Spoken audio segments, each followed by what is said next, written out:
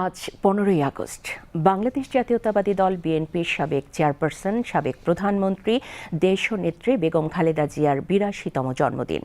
এই উপলক্ষে নয়াপল্টনে দলের কেন্দ্রীয় কার্যালয়ে দোয়া ও মিলাদ মাহফিলের আয়োজন করে বিএনপি। অনুষ্ঠানে দলের সিনিয়র নেতৃবৃন্দ উপস্থিত ছিলেন। মাহফুজুর রহমানের প্রতিবেদনে।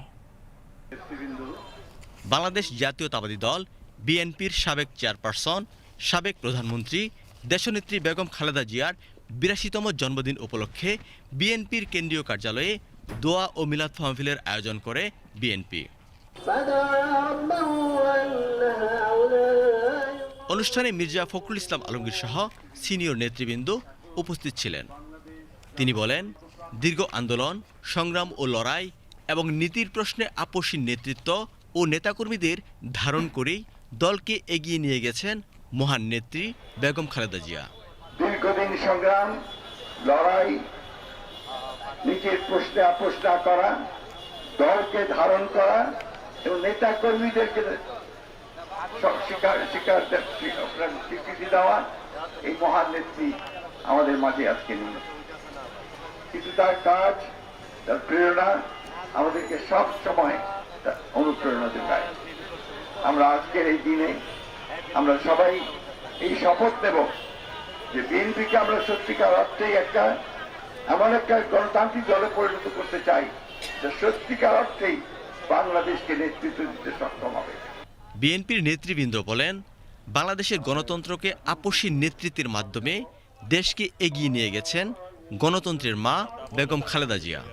নিপীড়ন, নির্যাতন, একটি ভগ্ন স্তূপ কারাগারের মধ্যে, জরাজীর্ণ কারাগারের মধ্যে তাকে বন্দী করে রাখা হয়েছে। তারপরেও তার যে কর্তব্য কর্ম, তার যে রাজনৈতিক চিন্তা, তার যে আপোষহীনতা এবং তিনি যে লক্ষ্য নিয়ে সংগ্রাম করছেন, সেইখান থেকে তাকে বিচ্যুত করা যায়, তাকে আপোষ করানো যায়নি। দেশনেত্রী বেগম খালেদা জিয়া তার আপোষহীন রাজনীতি জীবনে কোনো দিন জীবন বাজি রেখেছেন, কিন্তু নীতির প্রশ্নে কোনোদিন আপোষ করেন না। এই হচ্ছে দেশনেত্রী বেগম খালেদা জিয়া। এটা একজন মানুষ নথি স্বীকার করেন, ওনার নথি স্বীকার না করার কারণে আমরা শক্ত হয়ে সেদিন দাঁড়িয়েছিলাম ওনার পেছনে। উনি যদি দাঁড়াতেন, আমরা তো দাঁড়াতে পারতাম। ওনার শক্ত অবস্থান থেকে, ওনার আপোষহীন অবস্থান থেকে দেশে যে উনি গণতন্ত্রের আকাঙ্ক্ষার, মানুষের আকাঙ্ক্ষার আন্দোলন সংগ্রামের মাধ্যমে, দীর্ঘ সংগ্রামের মাধ্যমে স্যাক্রিফাইসের যে রাজনীতি, সেটার পেছনে একটি বিশাল অংশ দাঁড়িয়ে গিয়েছে।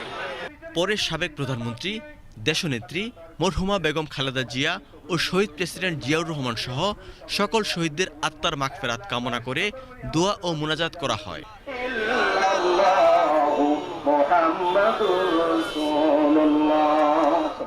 Mahfuzur Rahman, BTV news, Dhaka. কিংবদন্তির রাজনৈতিক নেত্রী বেগম খালেদা জিয়ার জন্ম 1946 সালের 15ই আগস্ট।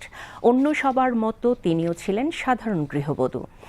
ঘরকন্যা থেকে রাজনীতিতে যোগ দিয়ে স্বৈরাচার এরশাদ বিরোধী আন্দোলনের মাধ্যমে আপোষহীন নেতৃত্বে পরিণত হয়েছিলেন বেগম খালেদা জিয়া।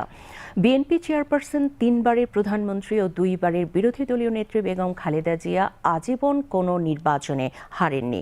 1/11-এর সময় গ্রেফতার হয়েছিলেন। দেশ ছাড়ার জন্য চাপ থাকলেও দেশ ছাড়েননি তিনি। এরপর ফ্যাসিবাদের 15 বছর আওয়ামী লীগের স্বৈরাচারী শাসন আমলে বারবার নির্যাতনের শিকার হয়েছিলেন। চিকিৎসা বঞ্চিত অবস্থায় মিথ্যা মামলায় জেলও খাটতে হয়েছে তাকে, কিন্তু আপোষ করেননি।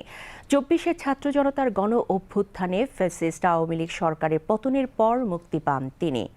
মহিয়সী এই নেত্রীর মহাপ্রয়াণ ঘটে 2025 সালে 30 ডিসেম্বর। বিস্তারিত ডেস্ক রিপোর্টে।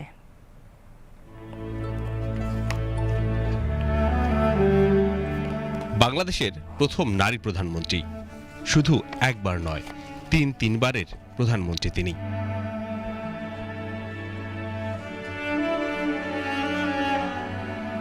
কিন্তু তাকেও কঠোর সংগ্রামের মধ্য দিয়ে কাটাতে হয়েছে বলতে গেলে পুরোটা জীবন।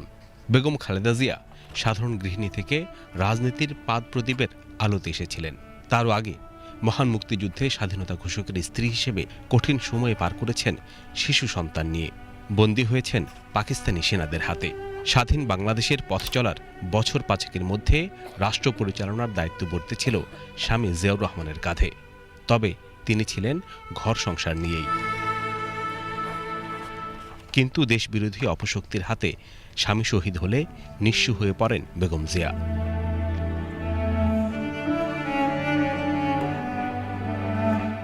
আমরা সবসময় রেশনের চালই খাই, সবসময় মাইনা যা পেতেন, সত্যি কথা বলতাম না, মাইনা ছিল বোধহয় পে স্লিপ যা আসতো হয়তো 2200 বোধহয়, উনি 10% আবার দিয়ে দিতেন।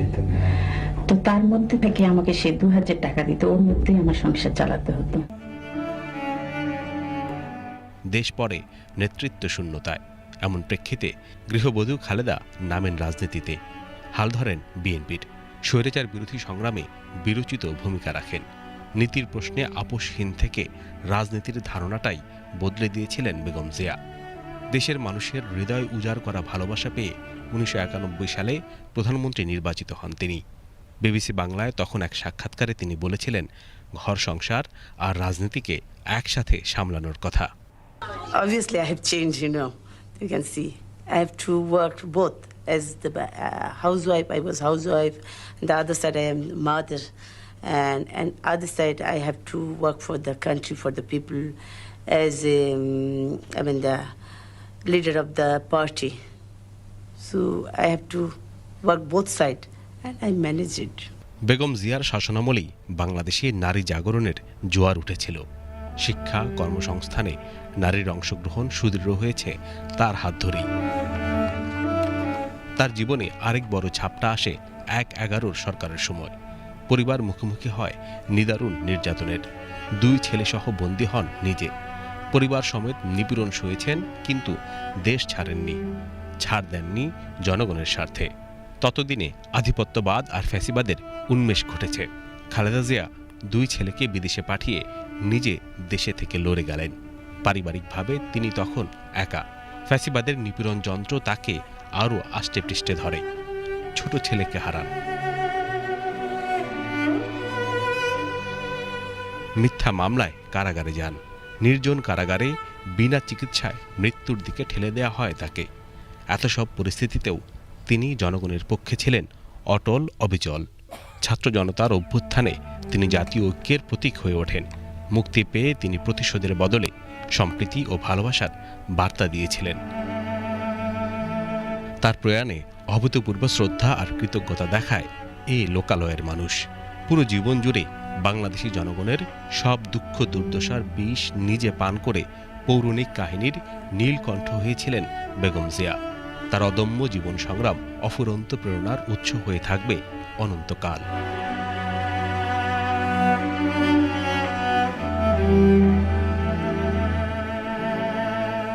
Iqbal Farhad, BTV news.